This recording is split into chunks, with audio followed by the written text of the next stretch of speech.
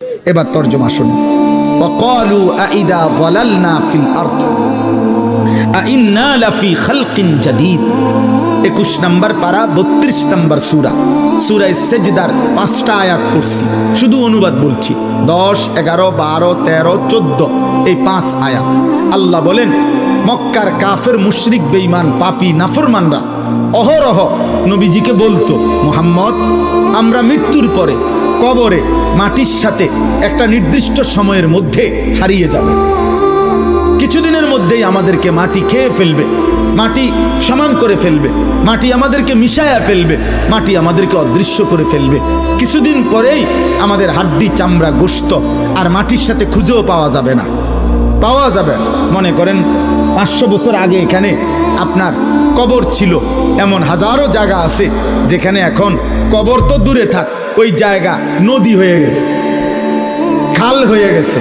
তাহলে লাশ তো দূরে থাক, কবর তো দূরে থাক, মাটিও তো নাই।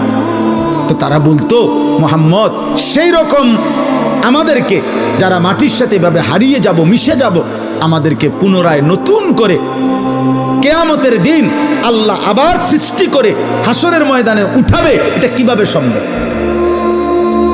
পাইব কো? আড্ডি কই, চামড়া কই, গোশত কই, রক্ত কই? যুক্তি দেখায় কার সাথে?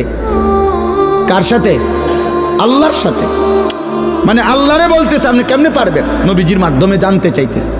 আল্লাহ বলেন, বাল হুম বিলিকাই রাব্বিহিম কাফিরুন।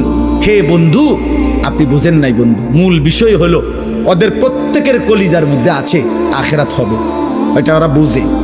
আমি আল্লাহ সর্বশক্তিমান, ওরা জানে।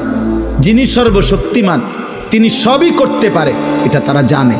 কিন্তু মূল বিষয় হলো ওরা চায় না যে আখিরাত যদি মেনে নেয় তাইলে তো এটা মানতে হবে যে আমি আল্লাহর মুখোমুখি হবে, গুনার হিসাব দিতে হবে, নেক কাজের পুরস্কার নিতে হবে, নাফরমানির দুনিয়া ছেড়ে দিতে হবে, চুরি ডাকাতি অসভ্যতা আল্লাহর অবাধ্যতা কুফর শিরিক যাবতীয় কবিরা গুনাহ বাদ দিতে হবে, আমি আল্লাহর আনুগত্য করতে হবে। মূল বিষয় হলো এইটা তারা চাচ্ছে না, এই জন্য আখিরাতকে মানতে চাচ্ছে। বুঝেন নাই কথাটা?